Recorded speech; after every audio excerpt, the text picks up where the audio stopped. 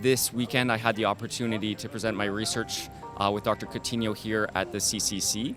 And our research is primarily focused on thoracic aortic aneurysms, or TAAs.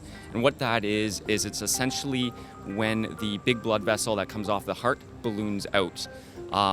It's quite a scary condition for patients in that it can be associated with a lot of morbidity in that, that ballooning out of the blood vessel can rupture.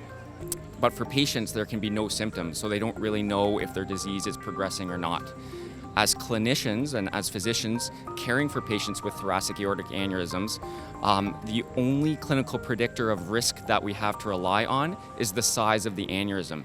And unfortunately, what we've seen through research is that the majority of patients who present with their aneurysm expanding or rupturing is that those aneurysm sizes are actually smaller than the cutoffs that we use to guide those patients towards intervention.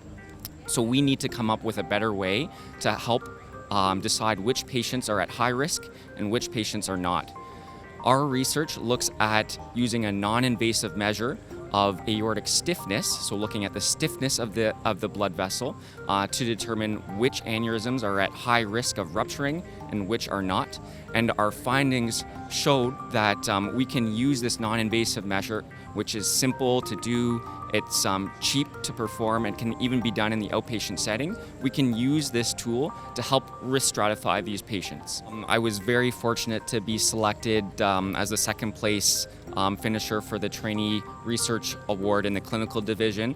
I'm very humbled to be selected for that award, and that, watching the presentations yesterday, the strength of research across Canada is, super high. So very, very excited and honored to be selected for that award. It just really goes to show that the Heart Institute is kind of at the forefront of research.